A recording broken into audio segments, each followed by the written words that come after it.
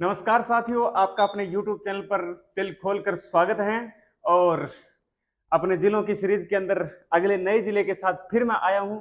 आज अपने जो बात करेंगे वो चूरू जिले की बात करें। चूरू जिले की छोटी से छोटी जानकारी के बारे में अपने चर्चा करेंगे। तो चलिए देर न करते हुए अपने क्लास को शुरू करते हैं और अच्छी अच्छी बातों को ग्रहण करने की कोशिश करते हैं। जो चूरू जिले की विशेष बातें हैं उनको देखो। बात करते हैं अपने जिले चूरू की। ये चूरू जिला जिला बाद में बना, लेकिन पहले चूरू ठिकाना।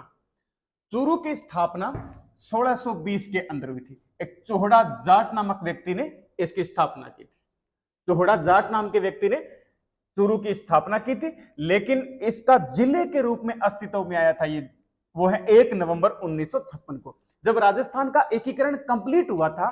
1 नवंबर 1956 को राजस्थान के एकीकरण के 7 चरण कंप्लीट हुए थे। उसी दिन जिला बना था चूरू, 1 नवंबर 1956 को। तो चूरू की स्थापना 1620 में चोहड़ा जाट ने की, लेकिन ये जिले के रूप में अस्तित्व में आया था 1 नवंबर 1956 में। फिर देखो, इस चूरू का राजस्थान में विलय कब किया गया? तो वरहत राजस्थान, एकीकरण के चौथे चरण का नाम था वरहत राजस्थान, और वरहत राजस्थान चला था 30 मार्च 1949 को। जब 30 मार्च 1949 को एकीकरण का चौथा चरण चला, उस समय बीकानेर रियासत को राजस्थान में शामिल किया गया था। और जब बीकानेर रियासत राजस्थान में शामिल हो गई, इसका मतलब चूरू बीकानेर रियासत का पार्ट हुआ करता था, यह भी राजस्थान के अंदर शामिल हो गया था। याद रखना, 30 मार्च 1949 को चौथे चरण में इसको राजस्थान में ऐड किया गया था। ये इतनी बातें इस पेज पर आ गई अपनी। आगे बढ़ते, अगले पेज पर चलते हैं। अगले पेज पर बातें देखो। सर्वाधिक वार्षिक तापांतर, राजस्थान का ऐसा जिला जिसका सर्वाधिक वार्षिक तापांतर है। तो सर्वाधिक वार्षिक तापांतर वाला जिला कौन सा है? तो चूरू है। सर्वाधिक वार्षिक तापांतर वाला जिला चूरू। सर्वाधिक दैनिक तापांतर की बात नहीं हो रही है, ये सर्वाधिक वार्षिक तापांतर की बात हो रही है, तो चूरू जिला। फिर देखो, चूरू के अंदर ताल छापर वन्य जीव अभयारण्य। बात करते हैं अपने ताल छापर वन्य जीव अभयारण्य। ताल छापर वन्य जीव अभयारण्य, इसके बारे में चर्चा करते हैं। ताल छापर वन्य जीव अभयारण्य के अंदर क्या क्या चीजें? ताल छापर वन्य जीव अभयारण्य के अंदर एक स्थान है द्रोणपुर नामक स्थान। ऋषि द्रोणाचार्य की तपोभूमि। ऋषि द्रोणाचार्य की तपोभूमि कहां पर है जी? तो ताल छापर वन्य जीव अभयारण्य के अंदर ऋषि द्रोणाचार्य की तपोभूमि है। फिर दूसरी बात, राजस्थान में ऐसा वन्य जीव अभयारण्य जो काले हिरणों के लिए प्रसिद्ध है। काले हिरणों के लिए प्रसिद्ध है जी। काले हिरणों के लिए प्रसिद्ध है, और यहां पर काले हिरणों को संरक्षण देने का प्रयास किया था 1920 में महाराजा गंगा सिंह ने। महाराजा गंगा सिंह ने काले हिरणों को संरक्षण देने का प्रयास किया था। महाराजा गंगा सिंह ने संरक्षण देने का प्रयास किया था। ठीक है, दो बातें आ गई। तीसरी, मोथिया घास। काले हिरणों की पसंदीदा जो घास होती है उसको बोलते हैं मोथिया घास। मोथिया घास कौन से वन्य जीव अभयारण्य के अंदर पाई जाती है? तो दोस्तों अपने को याद करना है ताल छापर वन्य जीव अभयारण्य की। और इस मोथिया घास का वैज्ञानिक नाम है साइप्रस रोटंडस। मोथिया घास का वैज्ञानिक नाम क्या है? तो साइप्रस रोटंडस इसका वैज्ञानिक नाम है। तो याद रखना, इतनी बातें इस पेज की याद रखना। सर्वाधिक वार्षिक तापांतर वाला जिला चूरू याद करना है। ताल छापर वन्य जीव अभयारण्य कहां पर है? तो दोस्तों चूरू के अंदर है। और ताल छापर वन्य जीव अभयारण्य के अंदर क्या क्या मेन बातें हैं? तो द्रोणाचार्य की तपोभूमि है ये, और यहाँ ये काले हिरणों के लिए प्रसिद्ध है। 1920 में यहां पर काले हिरणों को संरक्षण देने का प्रयास किया था महाराजा गंगा सिंह ने। और यहां पर काले हिरणों की पसंदीदा घास पाई जाती है, जिसको अपने बोलते हैं मोथिया घास। इसके अलावा ताल छापर वन्य जीव अभयारण्य की एक और बात अपने दोस्तों याद करना है, वो है कुर्जा पक्षी। कुर्जा पक्षी, राजस्थान में सर्वाधिक कुर्जा पक्षी पूछ ले तो खिंचन गांव फलोदी जोधपुर के अंदर। फलोदी अब तो नया जिला बन गया, लेकिन खिंचन गांव फलोदी के अंदर राजस्थान में सर्वाधिक कुर्जा पक्षी है। विरह का प्रतीक माना जाता है कुर्जा पक्षी। और खिंचन गांव के बाद राजस्थान में सर्वाधिक कुर्जा पक्षी कहां पर पाए जाएंगे? तो ताल छापर वन्य जीव अभयारण्य के अंदर पाए जाते हैं दोस्तों। फिर चलते हैं अगले पेज पर। फिर देखो, एक मूर्धन्य साहित्यकार, राजस्थानी भाषा का भीष्म पितामह है, जिनका जन्म चूरू के अंदर हुआ था, कन्हैया लाल सेठिया। इनका नाम तो जितने गौरव से लिया जाए उतना ही कम है। कन्हैया लाल सेठिया, जन्म स्थान है सुजानगढ़ चूरू के अंदर, सुजानगढ़ चूरू। कन्हैया लाल सेठिया जिनका जन्म 1919 के अंदर सुजानगढ़ चूरू में इनका जन्म हुआ था। इनकी मृत्यु हुई थी 2008 के अंदर, 2008 में इनकी मृत्यु हुई। मरणोपरांत इनको दिया गया था राजस्थान रत्न अवार्ड, राजस्थान रत्न अवार्ड इनको दिया गया 2012। कन्हैया लाल सेठिया जो बचपन में लिखने में बहुत बड़े माहिर थे, कहते हैं इन्होंने 7 वर्ष की उम्र में एक रचना लिख दी थी। देखो, सिर्फ 7 साल की एज में बीटे मापा की जानता है कोने बीटे में लिखना स्टार्ट कर दिया। 7 साल की उम्र में एक रचना लिख दी थी। रचना का नाम था रमणीय सोरठा, रमणीय सोरठा। ये रचना कन्हैया लाल सेठिया की। और धरती धोरारी, धरती धोरारी, यह भी रचना कन्हैया लाल सेठिया की। और तुम्हें सौगंध है सिरोही के वीरों की, तुम्हें सौगंध है सिरोही के वीरों की। एक ये रचना इनकी फेमस हुई। एक लीलटास, लीलटास रचना इनकी फेमस है। लीलटास तो इतनी फेमस हुई कि लीलटास रचना के लिए इनको 1976 में भारतीय साहित्य अकादमी पुरस्कार दिया गया था। लीलटास रचना के लिए कन्हैया लाल सेठिया को 1976 में अवार्ड कौन सा है? तो भारतीय साहित्य अकादमी पुरस्कार दिया गया था। रमणीय रसोरठा, धरती दोरारी, तुम्हें सौगंध है सिरोही के वीरों की, लीलटास और वन फूल। इसके अलावा एक है मिंझर, मिंझर खेजड़ी वृक्ष के पत्तों, खेजड़ी वृक्ष के जो फूल होते हैं उनको बोला जाता है मिंझर। तो रमणीय रसोरठा, धरती दोरारी, तुम्हें सौगंध है सिरोही के वीरों की, लीलटास, वन फूल, मिंझर और कुंकू। एक रचना इनकी कुंकू, कुंकू। और एक रचना पाथल और पीथल, पाथल और पीथल। ये इतनी रचनाएं, इसके अलावा और भी हो सकती है छोटी बड़ी, ये इतनी रचनाएं कन्हैया लाल सेठिया की। तो याद रखना, कन्हैया लाल सेठिया जन्म सुजानगढ़ चूरू में 1919 में हुआ, मृत्यु 2008 में हुई। मरणोपरांत 2012 के अंदर इनको राजस्थान रत्न अवार्ड दिया गया।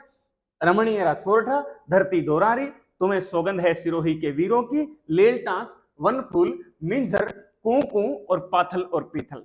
जिसमें से लीलटास रचना के लिए कन्हैया लाल सेठिया को 1976 में भारतीय साहित्य अकादमी पुरस्कार दिया गया था। फिर चलते हैं अगले पेज पे। बीना देसर किला, दोस्तों कम ही नाम सुना होगा आपने, लेकिन आपसे कभी क्वेश्चन पूछ ले, आज तक ऐसा क्वेश्चन आया तो है नहीं कि बीना देसर का किला कहां पर है, पर कुदरती आ ही जाए कोई। तो बीना देसर का किला कहां पर है? चूरू के अंदर। और बीना देसर के किले का निर्माण हुआ 1757 में ठाकुर दुल्ले सिंह ने। बीना देसर के ठाकुर हुआ करते थे दुल्ले सिंह, उन्होंने इस किले का निर्माण करवाया। बस, ज्यादा कोई विशेषता नहीं। फिर चलते हैं चूरू का किला। चूरू का किला, चूरू के किले का निर्माण हुआ 1739 ईस्वी के अंदर।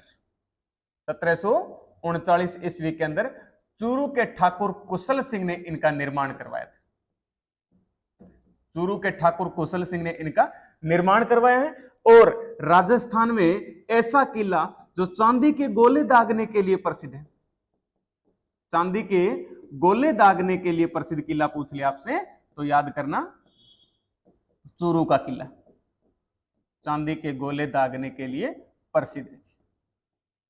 देखो, चूरू का किला जिसका निर्माण 1739 में हुआ। और चूरू के किले के अंदर एक और बात लिख देता हूं मैं, यहां पर गोपीनाथ मंदिर है। चूरू के किले के अंदर मंदिर कौन सा है? तो गोपीनाथ मंदिर। चांदी के गोले दागने के लिए प्रसिद्ध किला। कहते हैं कि बीकानेर के राजा सूरत सिंह ने 1814 ईस्वी में चूरू के किले पर आक्रमण किया था। उस समय चूरू के सामंत हुआ करते थे शिव सिंह। शिव सिंह के पास गोला बारूद समाप्त हो गया था, तो चूरू के किले के आसपास सुनार जाति के लोग रहा करते थे। सुनार जाति के लोगों ने, जिनके घर सोना चांदी भरा पड़ा हुआ था, तो सुनार जाति के लोगों ने इनको चांदी के गोले बना बना कर दिए थे शिव सिंह के सैनिकों ने। तो शिव सिंह के सैनिकों ने सूरत सिंह की सेना पर चांदी के गोले दागे थे। तो चांदी के गोले दागने के लिए प्रसिद्ध किला चूरू का किला है। फिर आगे बढ़ते अगले पेज पर। अगले पेज पर देखिए, कई हवेलियों के मैंने नाम लिखे, जैसे सुराणा हवेली, 51 टोडों की हवेली, और इसके अलावा दानचंद चोपड़ा की हवेली, खेमका हवेली, गोयना हवेली, कोठारिया हवेली और पारखों की हवेली। ये सारी की सारी हवेलियां कहां पर है? तो दोस्तों याद करना, चूरू के अंदर। चूरू के अंदर इतनी हवेली। दोबारा देख लीजिए एक बार। सुराणा हवेली, 51 टोडों की हवेली, दानचंद चोपड़ा की हवेली, खेमका की हवेली, गोयना हवेली, कोठारिया हवेली और पारखों की हवेली। सारी की सारी हवेलियां चूरू के अंदर। इसके अलावा एक प्रसिद्ध, अपने आज तक एक सॉन्ग सुन रखा है, ए मालिक तेरे बंदे हम। कितना फेमस हुआ था वो सॉन्ग, ए मालिक तेरे बंदे हम। पर यह बात याद करो, ए मालिक तेरे बंदे हम, इस गीत को लिखने वाले बंदे का नाम था भरत व्यास। और भरत व्यास कहां का था? चूरू। ए मालिक तेरे बंदे हम, इस गीत को लिखा था भरत व्यास ने। और भरत व्यास कहां के? चूरू के थे, अपने राजस्थान के। एक ऐसा गीत जो वर्ल्ड फेमस हो गया था, जिसको लिखा भरत व्यास ने, और चूरू के निवासी थे भरत व्यास। फिर देखो देवेंद्र झाझड़िया, भाला फेंक। भाला फेंक प्रसिद्ध खिलाड़ी है देवेंद्र झाझड़िया, जिनका जन्म 1981 में हुआ था चूरू के अंदर। देवेंद्र झाझड़िया का जन्म स्थान चूरू। ये देवेंद्र झाझड़िया, जिनको 2004 के अंदर स्वर्ण पदक मिला था, 2016 के अंदर दूसरी बार स्वर्ण पदक इन्होंने भारत को जिताया था, 2017 के अंदर इनको मेजर ध्यानचंद पुरस्कार दिया गया, 2022 में इनको पद्म भूषण अवार्ड दिया गया था। दोबारा देखिए, देवेंद्र झाझड़िया, जिनका जन्म चूरू में हुआ था, 1981 में जन्म हुआ था, जिन्होंने 2004 में भारत को स्वर्ण पदक दिलाया, 2016 में भारत को दूसरी बार स्वर्ण पदक दिलाया, 2017 में इनको मेजर ध्यानचंद पुरस्कार दिया गया था, और 2022 के अंदर पद्म भूषण अवार्ड दिया गया। वो देवेंद्र झाझड़िया एक प्रसिद्ध नाम कहां के व्यक्ति थे? तो चूरू के निवासी थे। आगे चलते हैं। फिर देखो, कृष्णा पूनिया, डिस्कस थ्रो की प्रसिद्ध खिलाड़ी कृष्णा पूनिया। कृष्ण पूनिया कहां की है? तो चूरू की है। कृष्णा पूनिया डिस्कस थ्रो की प्रसिद्ध खिलाड़ी चूरू की हैं, और जिन्होंने 2004 में भारत को कांस्य पदक दिलाया था, और इनको 2010 के अंदर अर्जुन पुरस्कार दिया गया था, 2011 में इनको पद्मश्री दिया गया था। दोबारा देख लीजिए, कृष्णा पूनिया कहां की निवासी? तो चूरू की। डिस्कस थ्रो की प्रसिद्ध कलाकार, जिन्होंने 2004 के अंदर भारत को कांस्य पदक दिलाया था, 2010 के अंदर इनको अर्जुन पुरस्कार दिया गया, और 2011 के अंदर इनको पद्मश्री अवार्ड से सम्मानित किया गया था। फिर देखो, खेमचंद प्रकाश, लता मंगेशकर के गुरु, एक जिन्होंने, लता मंगेशकर ने, जो एक भारत रत्न थी, एक प्रसिद्ध हिंदी गायिका, जिनका नाम वर्ल्ड में आज पूरे गौरव से लिया जाता है, और इनके जो गुरु थे वो कहां के थे? तो अपने राजस्थान के लिए। अपने को इस राजस्थान पर गर्व होना चाहिए कि राजस्थान के इतने बड़े बड़े कलाकार हुए, जिन्होंने अपने शिष्यों को इतनी शिक्षा दी है कि वो वर्ल्ड फेमस हो गया आज। लता मंगेशकर के गुरु का नाम था खेमचंद प्रकाश, और खेमचंद प्रकाश अपने पड़ोसी जिले चूरू के निवासी थे। फिर देखो अगले, सालासर बालाजी। पूरे राजस्थान के अंदर बालाजी के दो प्रसिद्ध मंदिर हैं, एक मेहंदीपुर बालाजी का मंदिर और एक सालासर बालाजी का मंदिर। मंदिर तो और भी बहुत सारे, लेकिन फेमस मंदिरों की बात करूं तो ये दो मंदिरों के नाम आते हैं। तो जिसमें से सालासर बालाजी का मंदिर कहां पर है? तो चूरू के अंदर। चूरू के अंदर सालासर बालाजी का मंदिर चूरू में। और यहां पर जो सालासर बालाजी की जो मूर्ति है, वो मूर्ति किसको मिली थी? तो 1737 में एक मोहनलाल नाम का किसान था। हल जोतते समय मोहनलाल किसान को ये मूर्ति प्राप्त हुई। इस मूर्ति की खास विशेषता है कि यहां हनुमान जी की दाढ़ी से हीरा चमकता है, दाढ़ी से हीरा चमकता है। और एक और खास विशेषता जो सांप्रदायिक सद्भाव को बढ़ावा देती है, मंदिर का निर्माण दो मुस्लिम कारीगरों ने किया था। और मंदिर का निर्माण दो मुस्लिम कारीगर कौन कौन से थे जिन्होंने निर्माण किया? एक का नाम है नूरा और दूसरे का नाम है दाऊद। नूरा और दाऊद नाम के दो मुस्लिम कलाकारों ने मंदिर का निर्माण किया था। दोबारा देख लीजिए, सालासर बालाजी का मंदिर चूरू के अंदर 1737 में एक मोहनलाल किसान नाम का एक व्यक्ति था। आसोटा गांव, चूरू के अंदर एक गांव पड़ता है आसोटा गांव, आसोटा गांव का निवासी था और अपने खेत के अंदर हल जोत रहा था। उस समय हनुमान जी की मूर्ति इनको प्राप्त हुई थी आसोटा गांव के अंदर। इस मूर्ति की खास विशेषता है कि यहां दाढ़ी से हीरा चमकता है। और मंदिर का निर्माण दो मुस्लिम कारीगरों ने करवाया था, नूरा और दाऊद ने। फिर देखिए दूसरा चूरू के अंदर इच्छापूर्ण बालाजी का मंदिर। इच्छापूर्ण बालाजी का मंदिर कहां पर है? तो सरदार शहर में, सरदार शहर चूरू के अंदर। और यह मंदिर कौन सी शैली में बना? तो द्रविड़ शैली में बना। यह मंदिर द्रविड़ शैली में बना। फिर देखो तिरुपति बालाजी का मंदिर। तिरुपति बालाजी का मंदिर सुजानगढ़ चूरू के अंदर, सुजानगढ़ चूरू के अंदर। तो ये तीनों के तीनों बालाजी के मंदिर मैंने बता दिए चूरू के अंदर। सालासर बालाजी का मंदिर, इच्छापूर्ण बालाजी का मंदिर और तिरुपति बालाजी का मंदिर, तीनों के तीनों बालाजी के मंदिर है वो चूरू के अंदर। फिर देखो सावा गुरुद्वारा, राजस्थान में सिखों का एक महत्वपूर्ण केंद्र। सावा गुरुद्वारा कहां पर है? तो चूरू के अंदर। राजस्थान में सिखों का सबसे बड़ा गुरुद्वारा सावा गुरुद्वारा है। बात राजस्थान की हो रही, भारत की नहीं।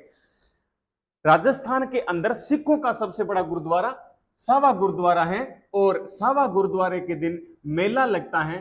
पहले गुरु, सिखों के प्रथम गुरु गुरु नानक देव जी का मेला यहां पर, गुरु नानक देव जी की जयंती पर यहां पर मेला लगता है। और सिखों के प्रथम गुरु गुरु नानक देव जी की जयंती आती है कार्तिक पूर्णिमा को। कार्तिक पूर्णिमा को यहां पर मेला लगता है। ठीक है, तो सावा गुरुद्वारा चूरू, राजस्थान में सिखों का सबसे बड़ा गुरुद्वारा, मेला कार्तिक पूर्णिमा को लगता है। कार्तिक पूर्णिमा को ही गुरु नानक जयंती होती है। फिर देखो मालजी का कमरा, एक बिल्डिंग बनाई गई है जिसको बोलते हैं मालजी का कमरा। मालजी का कमरा है चूरू के अंदर, जिसका निर्माण सेठ मालचंद ने करवाया था 1920 के अंदर। एक बहुत बड़ी सुंदर सी एक बिल्डिंग बनाई गई है जिसको मालजी का कमरा के नाम से जाना जाता है। 1920 में सेठ मालचंद ने इसका निर्माण करवाया था। फिर चंदन की काष्ठ कलाकृति, चंदन की काष्ठ कलाकृति, काष्ठ यानी लकड़ी की कलाकृति। चंदन की काष्ठ कलाकृति पूछ ले तो चूरू की है। और चंदन की काष्ठ कलाकृति के जनक कौन है? तो चौथमल जांगिड़, चौथमल जांगिड़ ये चंदन की काष्ठ कलाकृति के जनक माने जाते हैं। ठीक है, याद रखना, राजस्थान में चंदन की काष्ठ कलाकृति चूरू की है, जिसके जनक कौन है? तो चौथमल जांगिड़, याद करना। फिर देखो बंदेज कला, बंदेज कला सुजानगढ़ चूरू की। सुजानगढ़ की मैंने तीन बातें बता दी है। एक तो कन्हैयालाल सेठिया का जन्म स्थान सुजानगढ़ चूरू, और एक तिरुपति बालाजी का मंदिर सुजानगढ़ चूरू, और एक बंदेज कला सुजानगढ़ चूरू। इसके अलावा सुजानगढ़ चूरू की एक और बात बता देता हूं, राजस्थान में लाइमस्टोन खनिज कहां पर पाया जाता है? लाइमस्टोन खनिज पूछ ले तो सुजानगढ़ चूरू के अंदर पाया जाता है। बंदेज कला, कपड़े को आकृति में बांध कर रंग करने की कला को बोलते हैं बंदेज कला। और बंदेज कला के प्रसिद्ध कलाकार, कई प्रसिद्ध कलाकार हैं। जैसे कलाकारों के नाम आए तो बाघ सिंह भाटी, बंदेज कला के फेमस कलाकार हैं बाघ सिंह भाटी,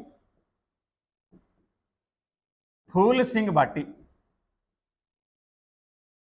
फूल सिंह भाटी, और तैयब खां, तैयब खां। तैयब खां तो बहुत ही फेमस कलाकार है। तैयब खां को बांधनी कला का बादशाह कहा जाता है। आ बात इंपॉर्टेंट है, याद कर लीजिए। बांधनी कला का बादशाह है किसे कहा जाता है जी? तो बांधनी कला का बादशाह कहा जाता है तैयब खां को। बंदेज कला सुजानगढ़ चूरू की, सुजानगढ़ चूरू में लाइमस्टोन खनिज पाया जाता है। बंदेज कला का काम करने वाले कलाकार फेमस कौन हुए? तो बाघ सिंह भाटी, फूल सिंह भाटी और तैयब खां। बांधनी कला का बादशाह किसे कहा जाता है? तो बाघ सिंह भाटी को, सॉरी, तैयब खां को कहा जाता है। फिर चलिए अगले पेज। कबूतरी नृत्य राजस्थान में चूरू जिले का कौन सा नृत्य है?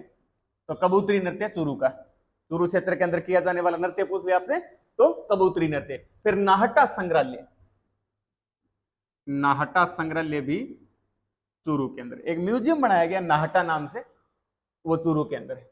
फिर देखो लक्ष्मी निवास मित्तल कहां के निवासी थे?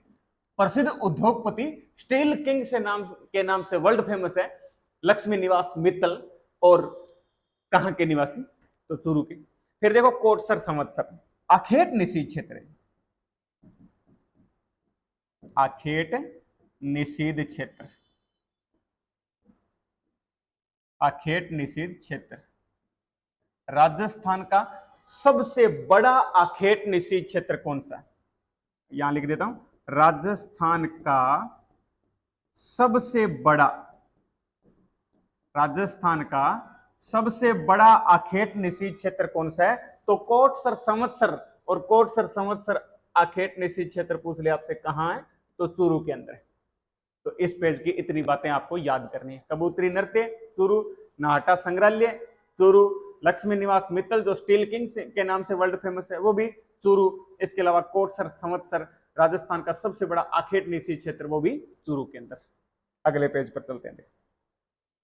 अगले पेज पर देखो सर्वहितकारिणी सभा चूरू के अंदर 1907 में एक संस्था बनाई गई जिसका नाम रखा गया सर्वहितकारिणी सभा, यानी सभी को समान रूप, सभी के बारे में समान रूप से सोचने वाली एक संस्था बनाई गई। और इस सर्वहितकारिणी सभा के द्वारा 2 पाठशालाएं स्थापित की गई। सर्वहितकारिणी सभा ने 2 पाठशालाएं स्थापित की। एक पाठशाला का नाम था कबीर पाठशाला और दूसरी पाठशाला का नाम था पुत्री पाठशाला, पुत्री पाठशाला।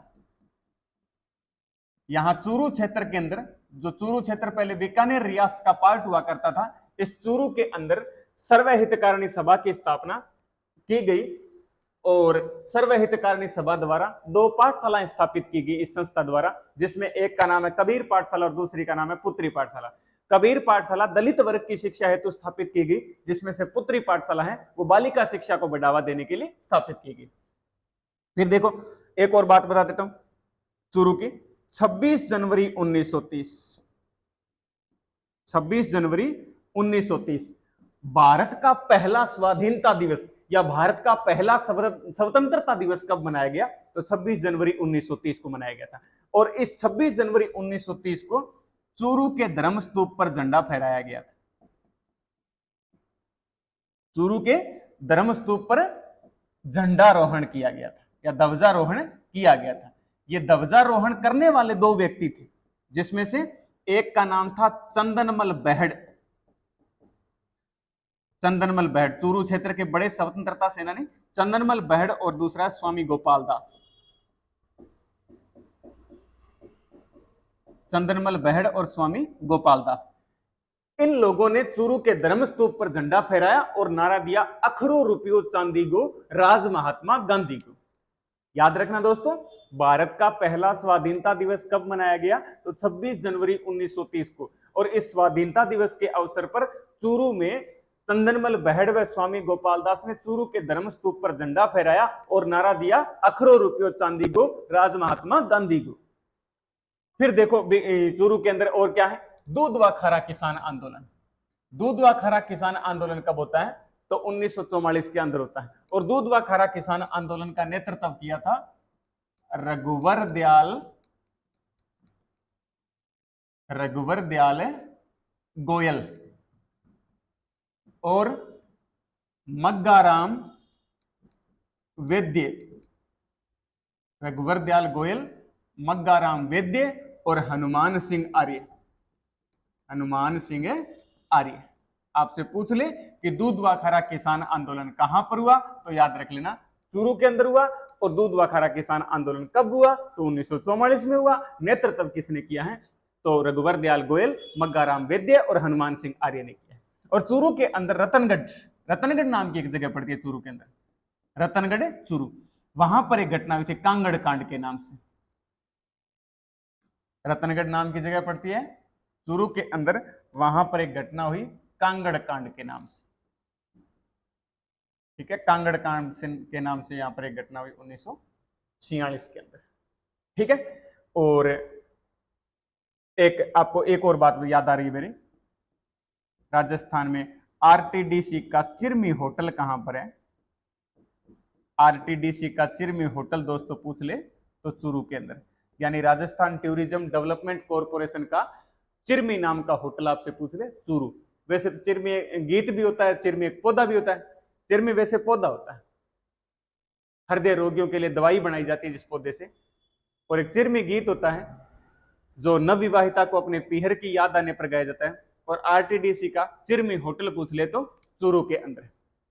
ठीक है दोस्तों, ये है चूरू जिले की छोटी बड़ी बातें, और चूरू जिले के की बातें ये आप पढ़ने की कोशिश करना, और मैं एक अगले क्लास के अंदर फिर एक नए जिले के साथ आऊंगा। तब तक के आपके लिए आपको शुक्रिया, तहे दिल से धन्यवाद। Thank you.